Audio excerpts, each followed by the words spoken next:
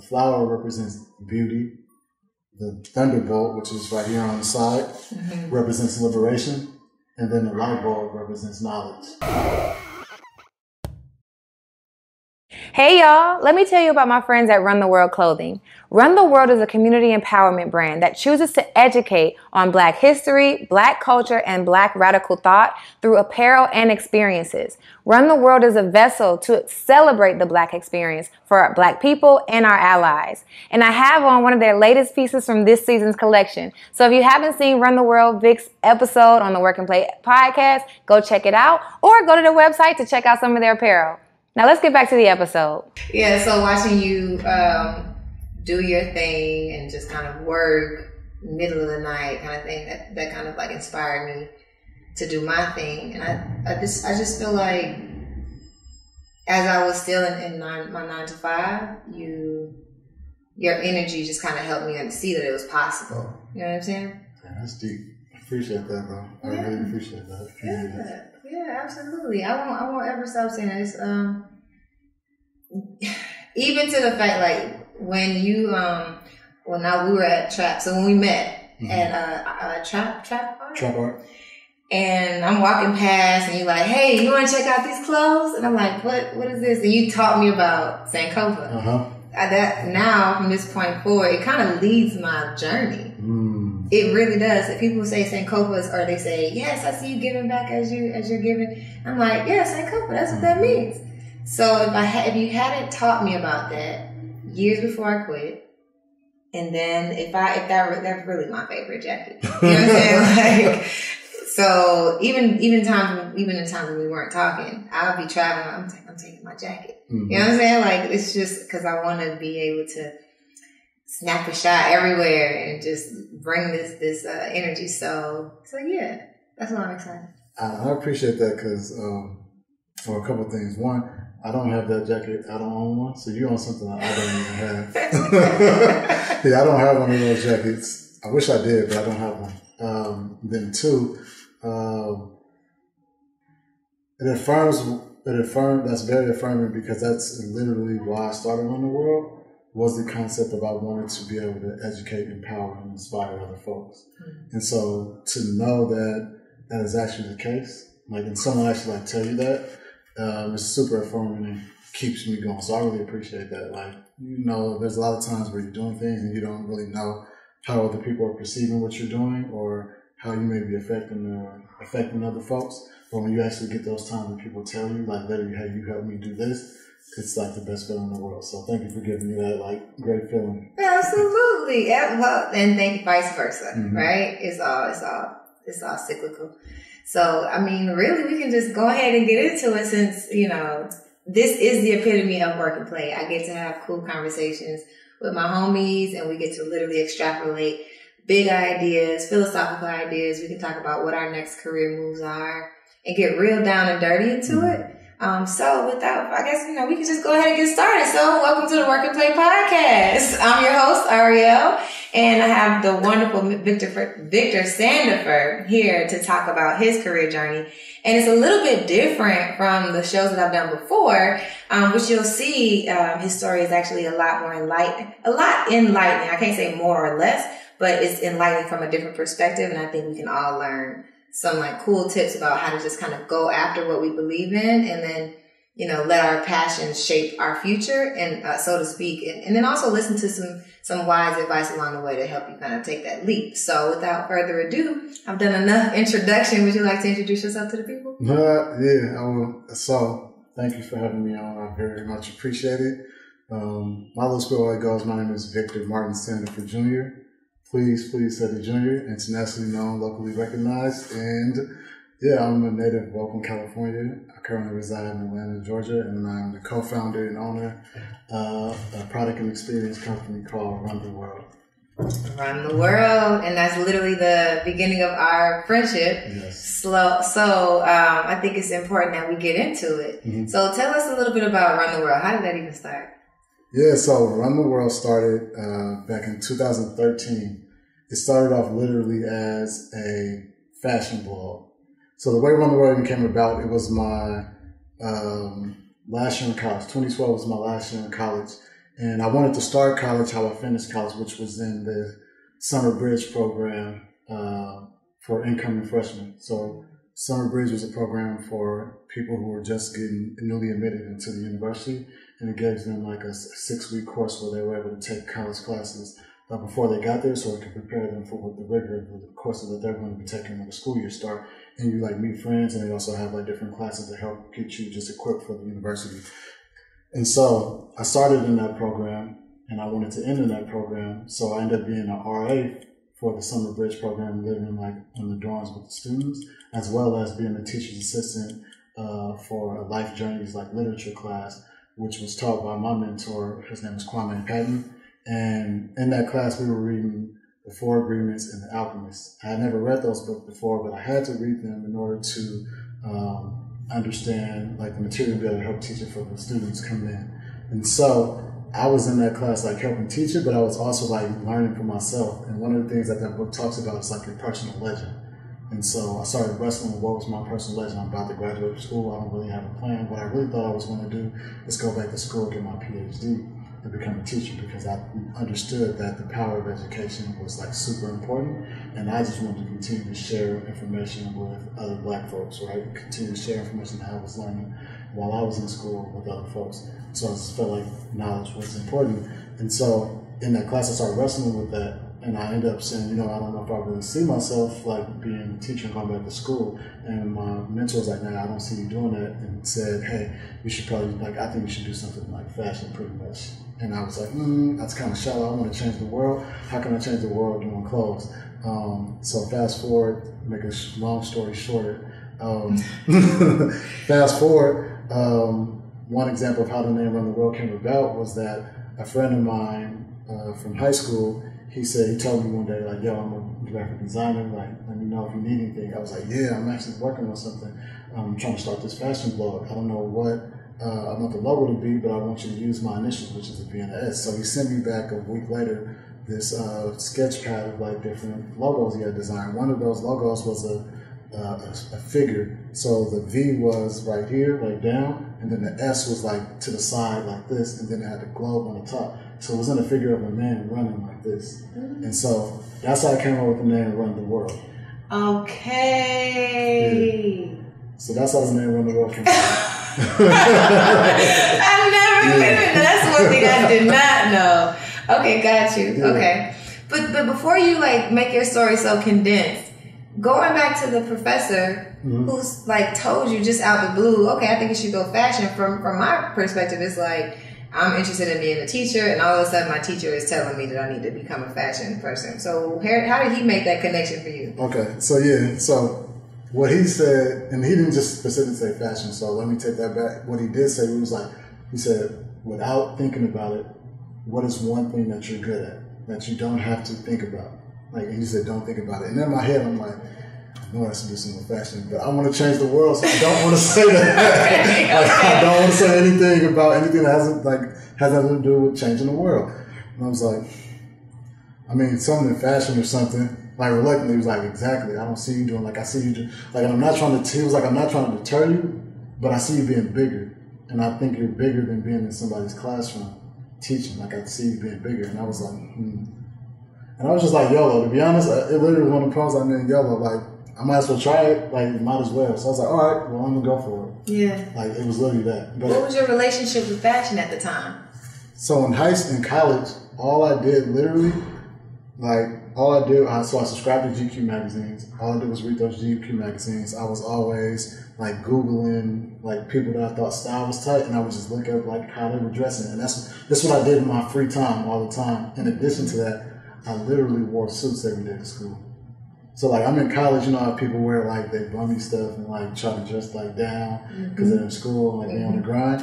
I went to class in a suit every day. I dressed up every day. So dressing up was a part of me.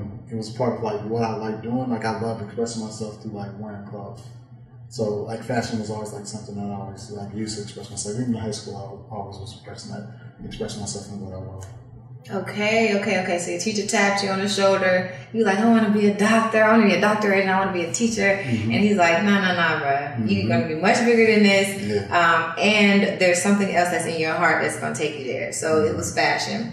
And from there, you designed the logo, got Run the World. Now, did it carry the same meaning that it does today? How did the meaning of Run the World evolve?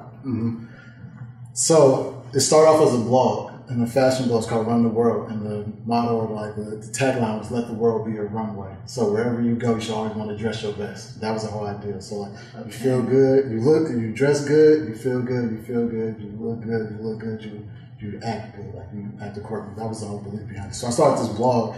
It was very short-lived, maybe like a couple of months. It was hard to keep up with the blog.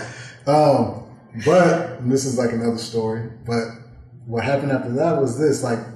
An ex-girlfriend of mine, she was like, hey, you should get on Instagram. And I was like, I think I should. I was like, hold on, but I think I got one of those. So I went and downloaded the app, and I went to it, and I actually had already started one. I had already started an Instagram, and I already had like 300 followers. Like, oh, snap, this is good. So I went on there, and I started taking pictures like every day. So I would dress up, and I would literally go around and like take pictures every day. One day, my girlfriend from middle school hits me up right on Instagram. She says, hey, can I use your picture for MCN? And I didn't know what MCN meant, but I didn't want to tell her I didn't know what it meant. I just said, yeah, just make sure it's not a bad picture. Okay. In true entrepreneur fashion, we just gonna roll with it. Yeah, I was gonna roll with it, right? So she posts this picture, and I'm going. Randomly, I was going to the mall at that time. I was going to the mall, and I started getting all these likes and follows. And I'm like, why am I didn't post them today? Why am I getting all these likes and follows? So, come to find out, her cousin is one of my really good friends, like from childhood friends growing up. He's a professional basketball player. And so he saw my picture and then reposted me on his page, and I started getting all these likes and follows, right? So fast forward, the reason why I brought that story up was because right after that, he actually connected me because somebody reached out to him about me doing some styling. So the second part of Run the World became me doing like styling for like different people in the NBA and the NFL. Okay. So the second iteration was, I was like literally like ghost styling for folks in the NBA and NFL. Really? So, yeah. What was that like? So you kind of just fell into it, but like, did you love it? Yeah, like I like doing it. It's like telling me to go shopping and like putting looks together. It was just fun. Right? Yeah. It was like, and you get paid for this? Oh my goodness, I was sold. So I was doing that. Yeah, and then the person I was working with, she wasn't necessarily going to do it no more. And at that time, I just wasn't comfortable or confident in myself enough to like go out there to get my own clients and stuff like that. So I was like, okay, but this Run the World thing got to keep going. So I got to figure something out. And I was like, man, now I feel like I'm okay. I'm going to do the clothes. Like I'm going to start doing the clothes. So what I did was literally like a whole December, I just literally like bought as many books as I could from like Barnes & Noble, like old fashioned way, right? This was like 2013. So it's in 2013.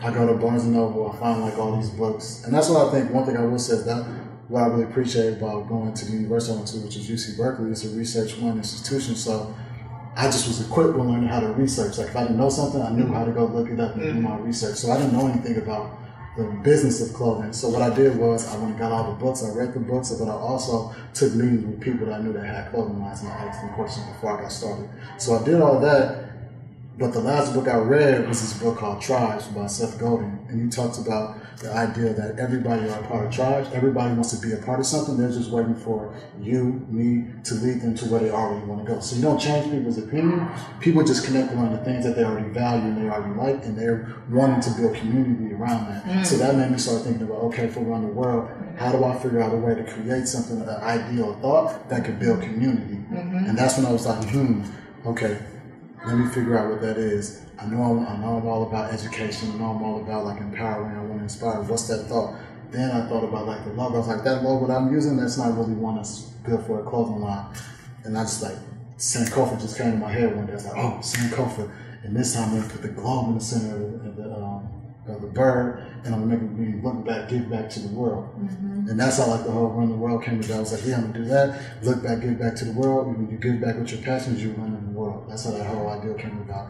And then later on, as I started to like fine tune it more as we went on, that's when it became that it's about educating, empowering, and inspiring the next people, right? So we use our product as a way to educate, empower, and inspire. And so that's kind of how the whole Run the World thing came about in short and long. I love it. I really love it. And it's like one thing led to the next. It developed into being much more. And the idea of teaching has always been there, which you're finally at a place now. So when you think about what you teach now, what's one of those like larger messages that you tell in 2021, since you've been doing this for, you know, almost 7 years now?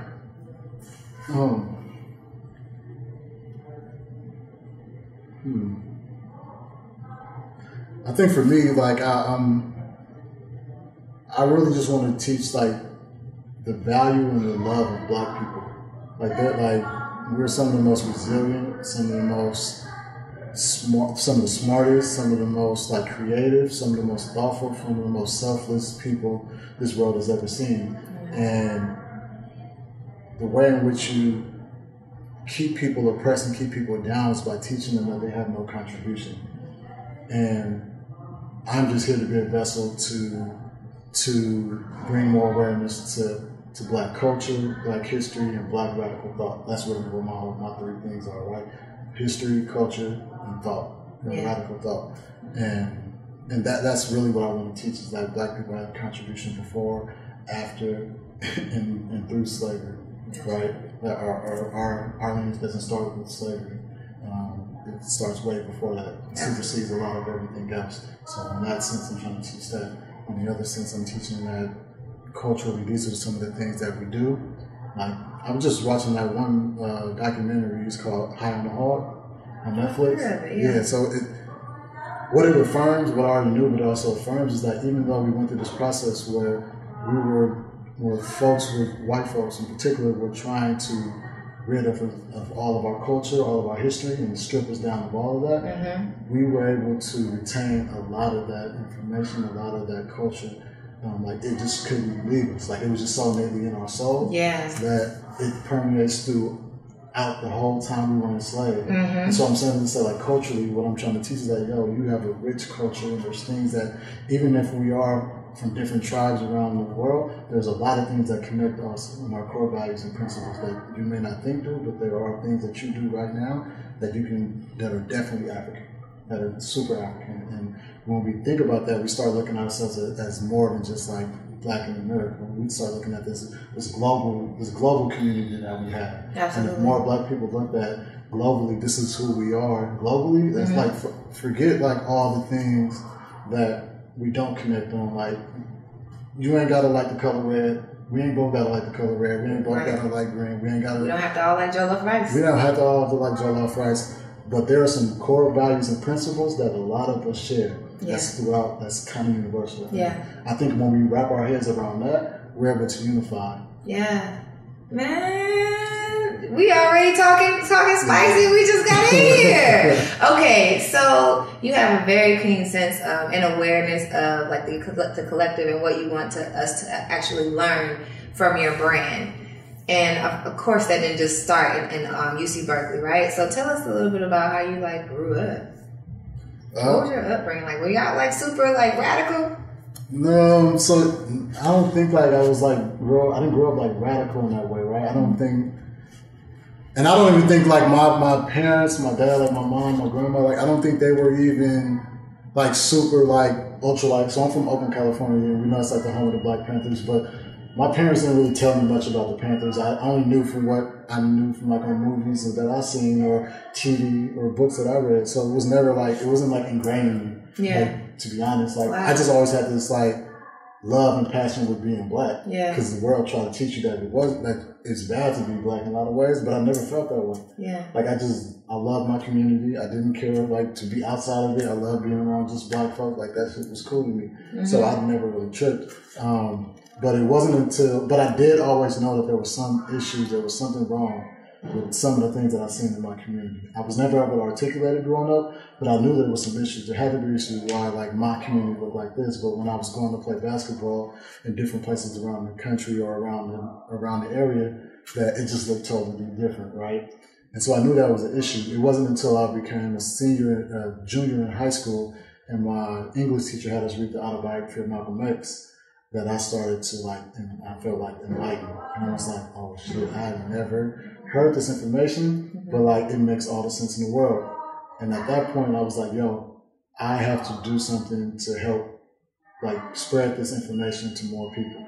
Because here's a person that had been killed 20, 30, 40, 60, 80, however many years from when I read his book. Yeah. And he was still leaving an impact on my life. Yeah. So for me, I thought the way I was going to be able to leave an impact growing up was playing basketball. So my whole rationale for playing basketball is that I wanted to make a lot of money so that I can give it back to my community and that I would have influence. Yeah. But I just saw that I just experienced this person who had been gone for X amount of years, who was still leaving an impact on my life, and I felt like I could do it without playing basketball. And so at that point, my whole mindset with what my life's purpose was shifted a little bit. It was still similar, but how I got there started to shift. Yeah.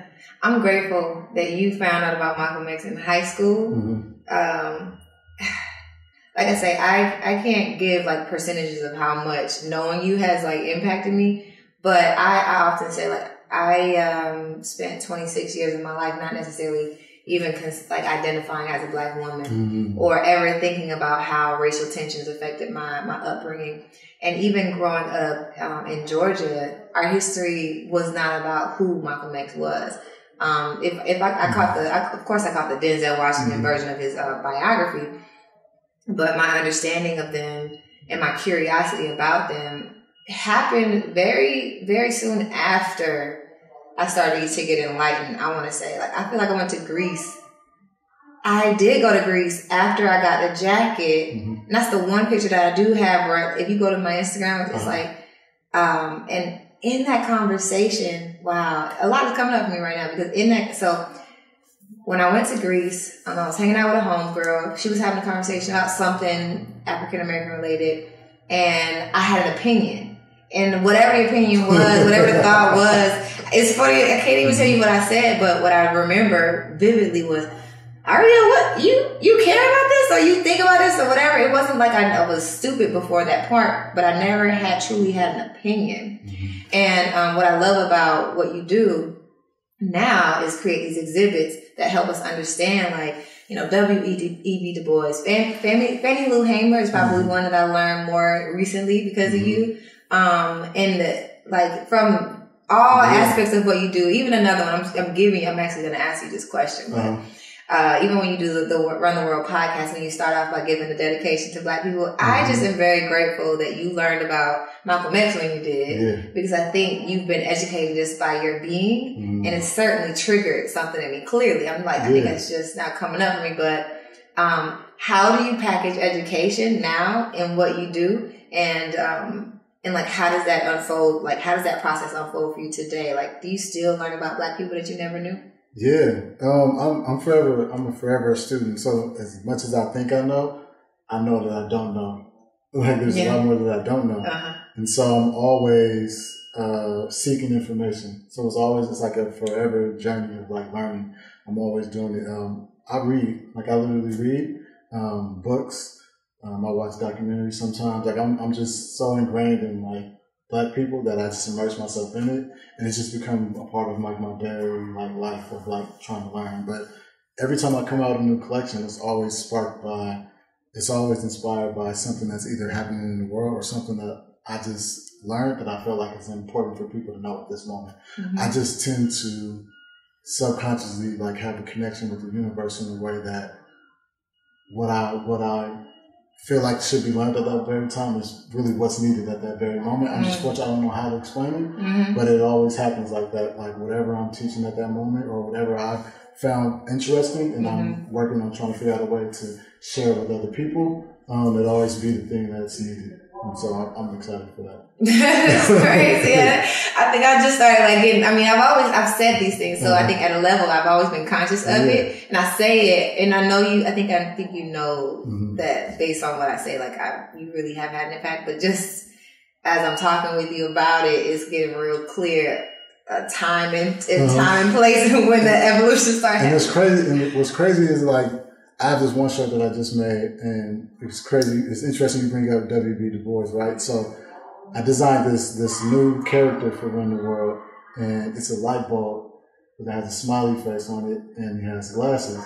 And I named that mascot W.E.B. Du Bois. Yes! So I named it W.B. Du Bois, but one of the shirts that I made with him on it, it says, let your light shine. Yeah. And I've said that to say that, like, that's literally, like, my whole mantra in life is, like, I'm not probably the most religious person, right? But this idea of, like, let your light shine so that they may see your good works, right? And, like, it's just one of those things that's super affirming that, like, if you just live your life a certain way and let your light shine, whatever that is, people will connect. You may not know when, how, or where, but your idea, like, our goal in this life is literally just to be a vessel for someone else to empower and inspire people. And when you so knee deep in the work, you don't always see that. So hearing you say that is just, again, like, super affirming, and it keeps me wanting to keep going, because there has to be another writer somewhere else in this world that needs to see me, and I got to make sure that I'm staying going for her or him, whoever that person may be. Yeah.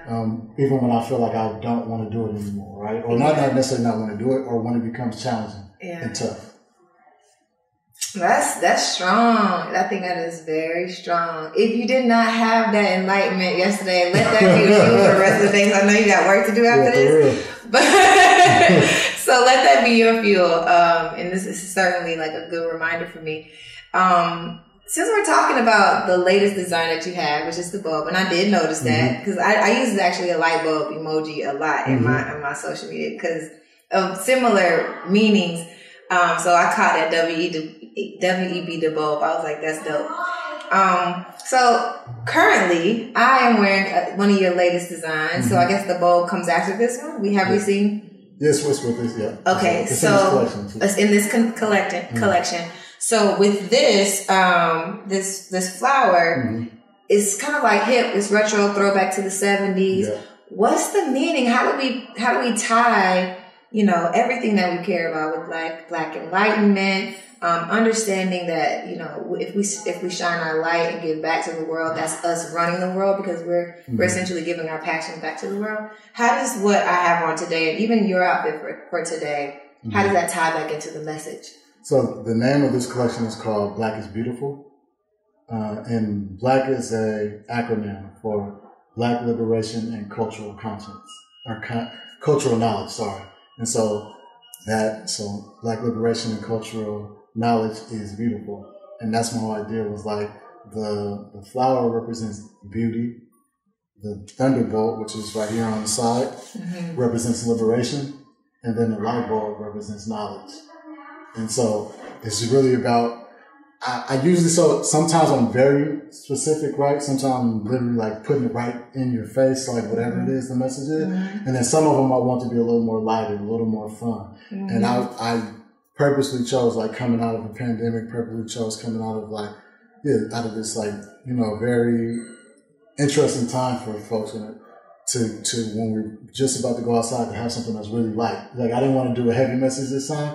I wanted to keep it kind of light and keep it fun and keep it like cool, because I know it's like about to be summertime and a lot of people are going to be outside. So I was like, I need to create something that people can just like vibe with and feel with. And if they get some meaning from it, they get it. But it's really about like putting the message in the Kool-Aid, right? Okay. So it's like Black is beautiful. What do you mean by that? Because it has the dots, so it has the acronym. It's like, what does that mean? Well, Black liberation and cultural knowledge. So what do you mean? What's Black liberation? What's cultural knowledge? Like, maybe you start having those kind of conversations with folks. Yeah. I like the fact that wearing the clothes, even if you don't know the message, still sends the message out there. I think there's a special way that you tell the story that I'm so curious. Have you ever tried to like duplicate the teacher side of you? I'm sure you've had interns in the clothing sector, and we'll get into your entrepreneurial journey next. But have you ever tried to instill that teacher side of you, or duplicate that teacher side of you within the brand? What do you mean by that? Like, am I like doing that? To give you an example, when you sold me my jacket, you taught me about Sankofa, right? And even now you're teaching us about like the different symbols. And I know you have a team, right? So I'm just curious to know, like, how do you envision instilling that educator in you and teaching other educators to teach about the brand? so that there's more people who know that information, right? I'm gonna give you an example. I'm in this group and we say Grand Rising, right? So sometimes people will say Grand Rising and have no clue what it means, right? So after so many translations and after it's gone so far from the source, you don't necessarily know what the meaning behind it is. And I would hate for that to happen when you say that. So how do you make sure the message still extends, even though it's like you want people to have fun and connect with the fashion? Yeah. So I call Run the World a product and experience company, right? And so there's the product side, which is the stuff that we make, right? But then there's also the experience side. And so the experience side is the side of that informs what the clothing is about. So instead of being in a traditional classroom where I'm like teaching or having people read books or whatever the traditional ways of learning is, right? I try to do it through experience.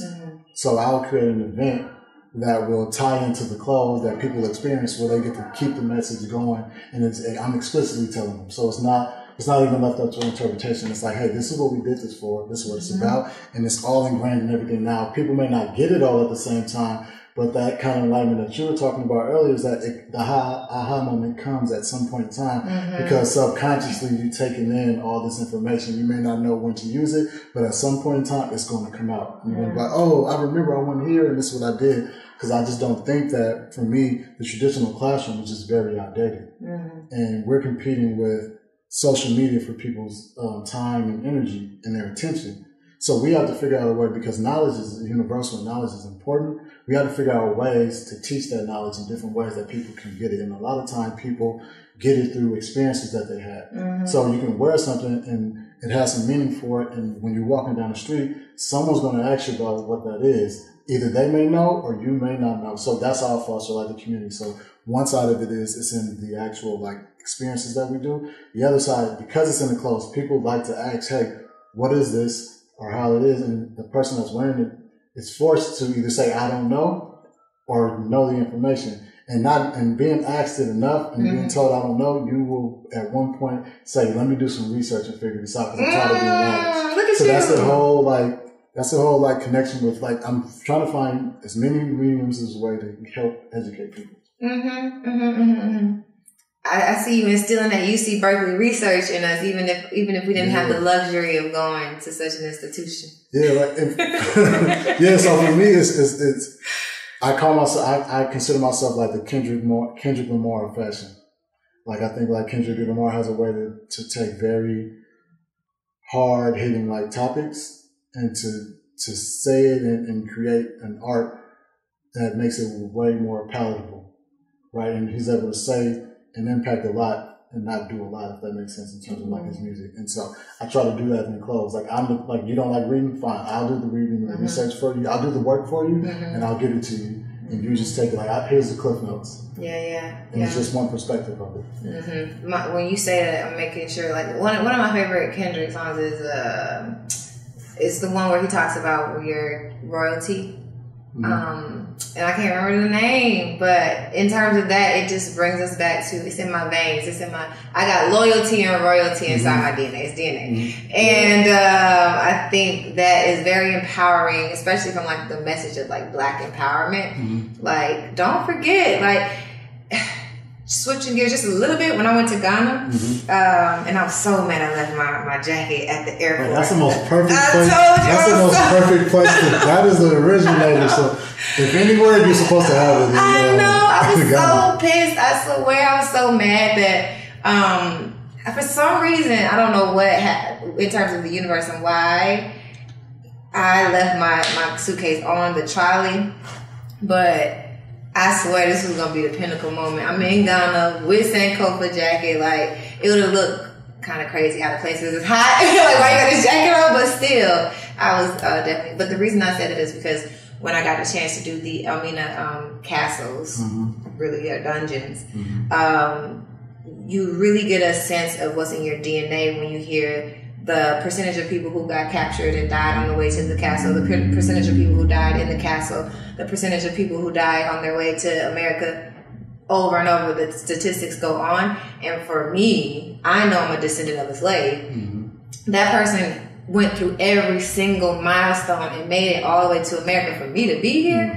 It's like I got all kinds of stuff inside my DNA. So the reason it ties back to what you do, I absolutely agree. Like telling a message from a clothing perspective and being able to, I think that's why I'm so tied to it. You know what I mean? Because I get to tell my message in different forms through music, through the things that I wear. And I don't wear a lot of things that have brands on them, so it means a lot. So before I get way off topic, we're talking the education piece, right? But then there's also the entrepreneurial journey that I think is really important for us to get into. So you were a fashion consultant, right, in college? No, I was out of college. Out of college. Was that your first stab at entrepreneurship?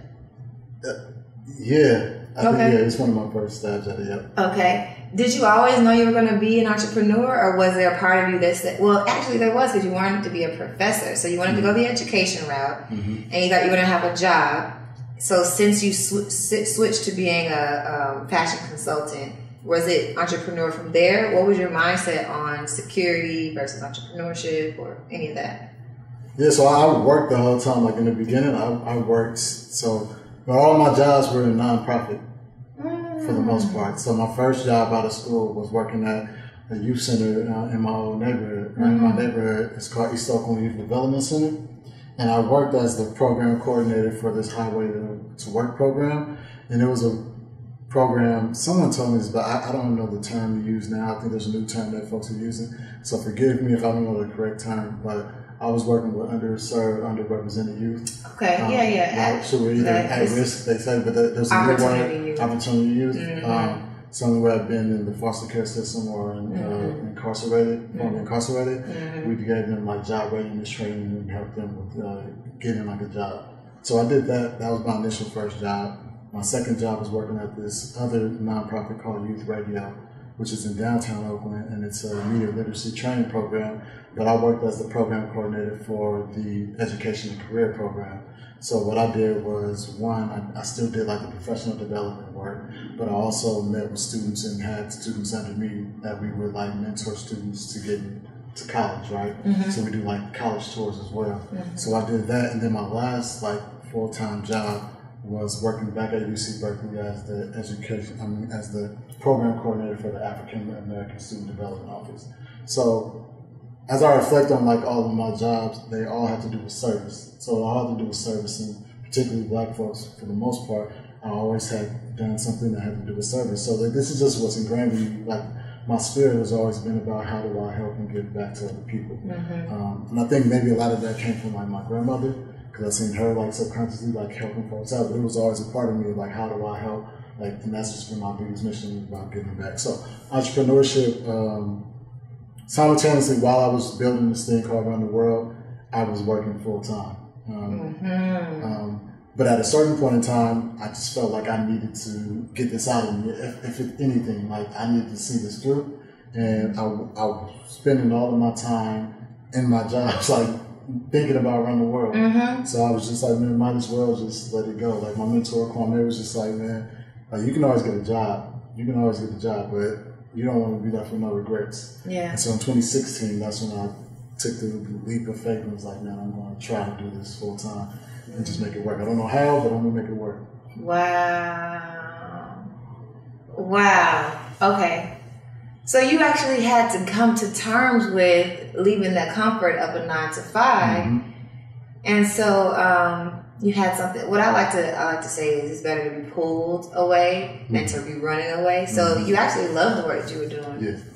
Do you ever see yourself going back and like giving back or implementing like a community engagement arm in Run the World? I definitely see myself doing that.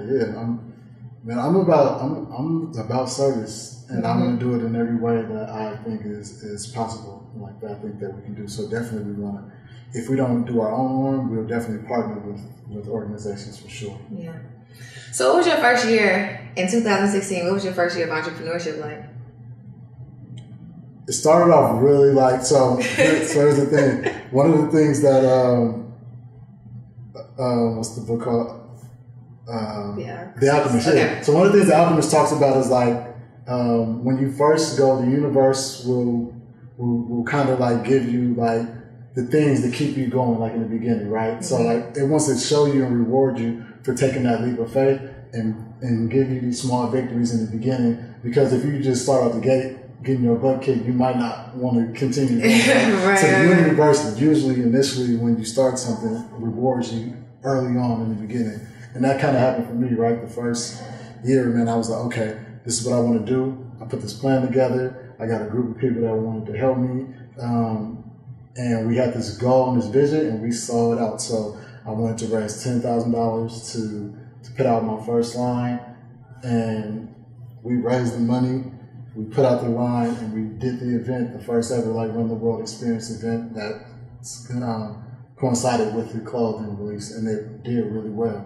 Like it did really well. Like I made all the money back like the first week, like of selling the clothes. So like it just started off really, really good. Yeah. And then you start hitting those peaks and valleys. and valleys. So yeah.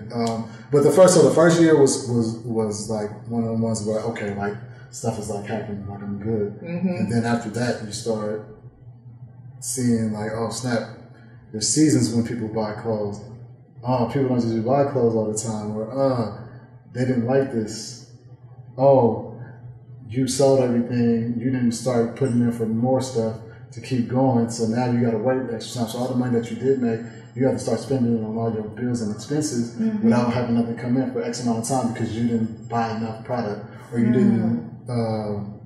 didn't plan to buy product at a certain amount of time because you would need more to be able to sell. So I have to go through that experience as well. Okay. So you had the education, you had the passion for fashion, you had the idea and the vision, and then you even had the initiative to get the money the first year. But then at some point, the business knowledge started to kick in. Mm-hmm. So understanding seasons of clothes and understanding customer patterns and understanding inventory and distribution, that came later? Yeah. Okay. So where would you say you're in your journey of like understanding all of the logistics behind the business? I think this is the first year, to be honest, 2021 was the first year where I understand like exactly how long it's going to take for me to get a product made, what's my process of even designing and creating, what that looks like. And I've been able to stay on top of it for the most part now. That's cool. Yeah, it took all 8 years, 7 or 8 years to get to that point. Yeah, that's cool. I remember when we first met, I was still in corporate. So, and you wouldn't have known this, but I maybe you don't know. But I was my first job in corporate was inventory, supply chain, and we never talked about that. I do remember you moved interesting. But I was like, I don't know what it's like to be an entrepreneur. But I was just curious to know if that's some of the vibes I was. I'm a very, I'm a vibe type person, but I wonder if that's some of the vibes I was picking up from like the way you were like handling things as an entrepreneur. It's like it was cool, and then it was like, okay, I wonder if this is efficient. I'm an efficient type person, so now you understand what your efficiency looks like and things like that. Like, so that means like when people gonna be getting their shirt when they need to, all kind of stuff. Yeah, that part. So that part is good. I think the part that was most. Like not knowing how much product to order, right? And how much could you actually realistically sell? Yeah. But after you sell that, like you have to get more because you can't be like I don't make money if there's no product to be sold. So it's cool to sell out, but it's not cool to sell out at the same time because how many people are you missing out on? Yeah. But you don't want to be left with all this inventory as well. So it's like finding that sweet spot into like, okay, this is what I really know I can sell, but I'm gonna get this much to stretch myself to sell more, or whatever the case that is. That just takes a whole lot of trial and error type of thing. Yeah. There's this brand that it's a guy who runs a brand who talks about the scarcity mindset, and so I've been raised to don't ever chance those opportunity costs, right? Have you become hip to like those like sales tactics where they use scarcity mindset to sell clothes, or what's your thought process on leveraging that scarcity mindset to drive sales as opposed to that opportunity cost? Because I was definitely an opportunity cost type person.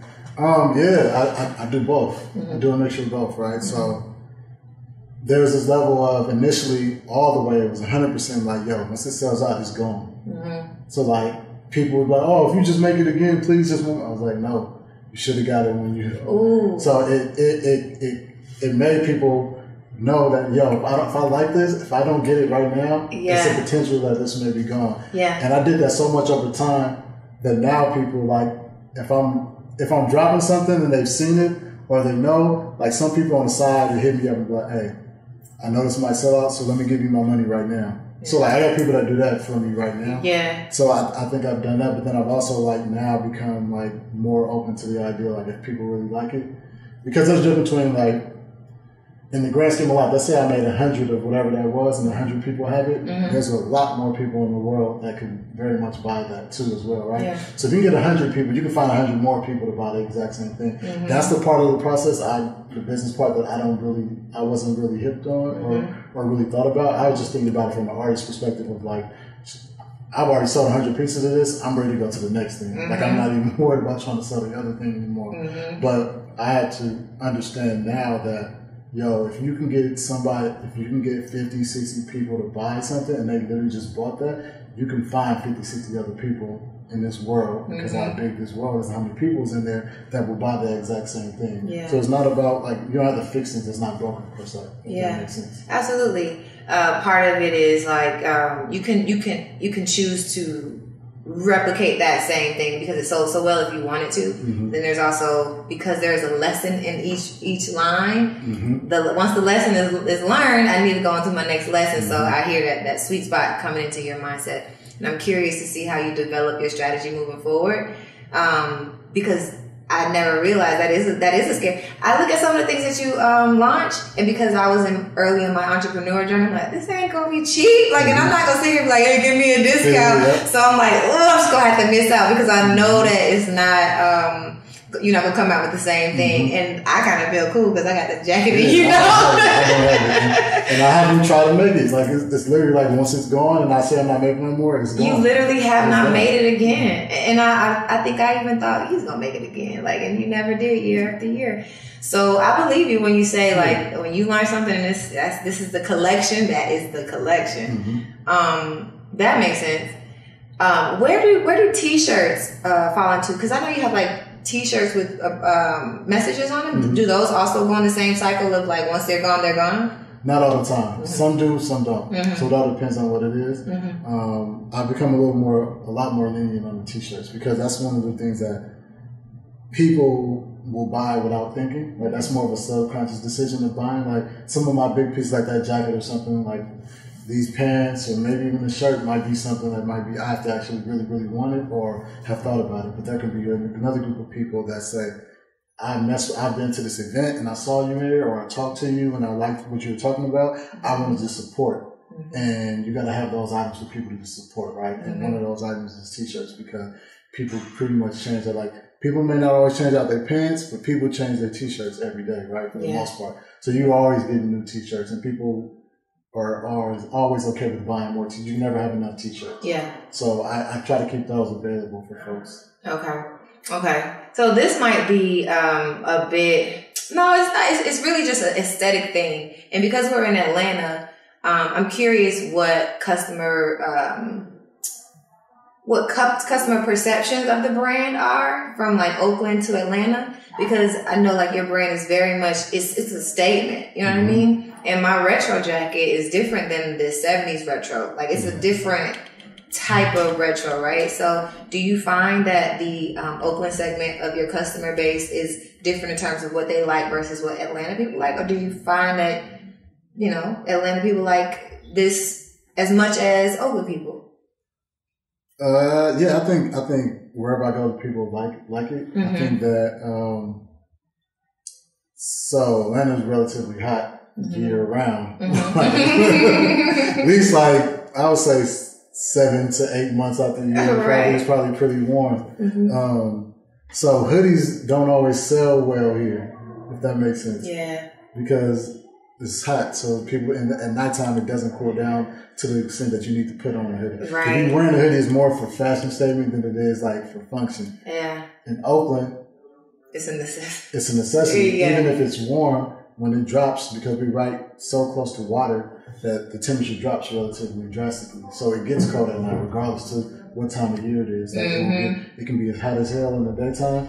it will cool down at nighttime and you'll need a jacket. Yeah. So hoodies probably can sell year round. I can sell them at any time. So being from Oakland, I never really thought about seasons. Mm-hmm. Like I just never had to really think about seasons much. Mm-hmm. So I could put out a hoodie, some sweatpants at any point in time I felt like doing it. I can't necessarily do that in Atlanta. Yeah. So once it get hot, I mean, I got like I have 2 hoodies somewhere right now. They just sitting and they not going. I don't think they go nowhere no time soon.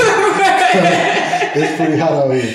Yeah. But the shorts, when these come out, like people gonna go crazy. I know in Atlanta they're gonna go crazy for the shorts. Okay. It's hot. Yeah, that's cool. I'm glad you're saying that. I'm not a fashion person, and I'm because the South can be so traditional, and I was just always curious how your customer base is from like inside looking out, like as the person who runs the business. So that's really cool. So it sounds like the difference that you found so far between Oakland and Atlanta is more seasonal versus style. Yeah, the style isn't really that a big issue. Maybe some of the messages, you know what I'm saying? Like maybe like, and this is me, I'm fishing for this because I don't know if I can't recall a very specific time, but I make this shirt that says a black woman is God, right? And people could take that as sacrilegious. Like people can, like, you know, you're in the Bible Belt. So like there probably is a good group of people that's like, how can you correct somebody to God? I've gotten that sometimes. Like, I've not gotten that, like, why are you telling them God? Like, dude, what do you mean by that? Dude? Like, I get that sometimes. But for the most part, people are like, oh, yeah, I want this shirt. Yeah, I want that shirt. Yeah, I'm God. Like, or yeah, my lady, she's God, so I'm about to buy this shirt. Are your core customers women?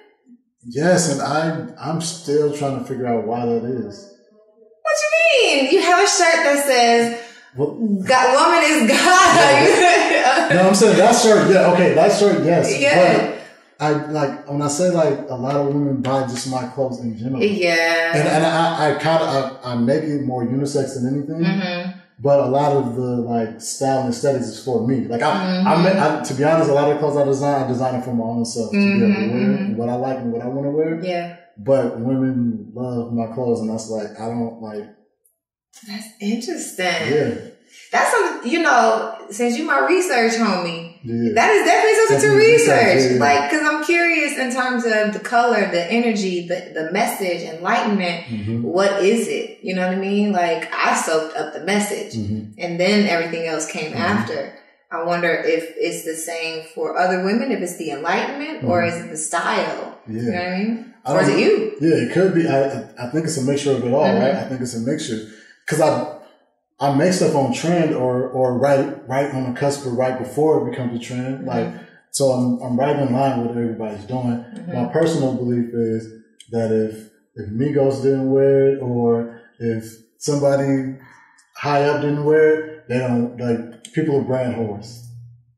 So, so people are so into this designer thing and they have to be hip in certain ways that if one of them people haven't worn it, they don't want to be on it, if that makes sense. You remember, so one thing is we had a conversation about your belief is your reality. And I'm going to circle back to that point because I think I would encourage you to research past that belief. Don't allow that belief to guide your research either, because outside of that reality are other realities, and you will find out what the truth is because we don't know what that is. But that mindset, that's like the scientist who was evaluating black and white people and telling us what we're different and saying that we were inferior based on whatever. That's because his belief was guiding his research. So instead of like debating that topic, I think you should research it, and then we should have like a part 2 of this discussion of what you actually find. Yeah. Because I feel like this, So in this conversation, I feel like we have gotten into, actually, we could be here for a long time, but I'm not going to hold you forever. We have learned, so you've educated me for sure, but I think you've educated a lot of folks on that Sankofa and what it actually means. Giving back and being able to reach back as you move forward is like the epitome of what I live for. I think your clothes actually stand for something. You stand for something, and you've had a transition that I think everyone can actually learn from in some form of fashion, whether it's taking the leap, trusting your beliefs, tapping into who your real passions are, because we didn't even get into the fact that you were rejecting fashion from the beginning, and here we are almost 10 years later, and seeing how that came to fruition. So I appreciate everything that you have done so far for me, and I just appreciate you spending this time with me and sharing your story. And I want you, like, to, as you think about or reflect on your past, there's someone who is along the journey, you know, whether they haven't figured out what their passion is, whether they kind of want to execute on a vision or educate the world, whichever one, or if all of them. What I like to do is have, like, my guests reach back and give a word or a word of encouragement or a word of motivation or enlightenment that will help them along the journey. Because not everybody has that courage to go out and take a leap or bet on themselves or even trust their vision. Mm-hmm. And so whatever that is for you, I would love for you to just share that in a quick word so we can take that home. Yeah, it's putting me on the spot. Let me see. So for me, there's two quotes that I kind of live my life by. One of them being by Muhammad Ali. And he said, "We have one life, it soon will pass. What we do for God is all that lasts." So finding and making sure that you do something, that you find a passion, that you find something you love to do, and you use it in a way to give back to other people. That's what everybody, to me, that's what everybody's mission is in life, and that's what it means to run the world. To find a passion, to use that passion and give it back. Because what we do for people, what I take that as is what we do for people is the only thing that will last. Everything else, we're here today, gone tomorrow. But how you impacted somebody else is how your legacy continues to go on way after you live here. I.e. like a Malcolm X for me or a Muhammad Ali or the next person we're about to say in their quote, Nina Simone, who said freedom for her was no fear. And so for me, I want to aid in the liberation of Black people everywhere. And I think part of that liberation is a liberation from freedom. From fear. And fear can be anything, right? It can be the fear of trying to take an entrepreneurial endeavor and use that, you know, to like make the life that you want to have. That can be a fear of yours, or it can just be a fear of, like, I don't want to talk in front of people. Whatever it may be, mm-hmm. I'm here to be a person that X's out all my fears and just live my life according to how I want to. So for the audience, I would just say, one, find a passion that you have and figure out a way to use that passion to give back. That's your God-given right to do. And that's what our purpose is in life, my belief is. And don't let fear hold you back from doing anything that you want to do. Because we're not going to be here that long, but fear is the one thing that kills everything that doesn't happen. For the most part, it's the fear of not being able to see it go through or being able to complete it. So don't let fear drive you. Absolutely. Absolutely. Well, y'all heard it. Victor, where can they find you? Where can the people find you? Yeah, so you can find me personally on Instagram at RunTheWorldVic. And you can find my brand and buy some cool threads at runtheworldclothing.com. And you can find us and follow us on Instagram at runtheworldclothing. Dope. Well, actually, Victor, did you know, before we close out of here, that I'm a career coach? Yes, I did know that you were a career coach. I've been following your journey. Yeah, well, it's funny that I get to have these conversations with my clients, but what really fuels that conversation that I have with them is from having experiences and examples like you, who have actually just kind of shown me what it's like to be an entrepreneur and literally live on your passion and take chances and tell your vision. So I really appreciate being able to have these conversations because it mixes that work and play, but I also get to take back the wisdom that I have and have the same conversations and the enlightenments with people who haven't yet figured out what their passions are or figured out that they're ready to take that leap. So that they can actually tap into what's already inside of them and start to live their vision, i.e., you know, let their light shine. Mm-hmm. So without further ado, I just want to thank you so much for your time. You guys have heard a really great story. Victor's been able to share how he educates, inspires, and makes us all look good in the process. So if you learned anything, please reach out to Victor. Definitely want to tap in on Instagram. It's a lot of good stuff coming out. And if you're interested in catching out the shirt, you definitely want to go check out the website. So until next time, thank y'all for watching. Thank you for listening. Peace out. Hey guys, it's Ariel from the Work and Play podcast. If you're getting any value from this channel, and I mean anything from the tutorials to the podcast to the random videos that you see on this channel, then I just ask that you do one thing. Please subscribe. Subscribe and share this to anyone that you think this resonates with, and drop a comment below so I know what other things that you want to see next.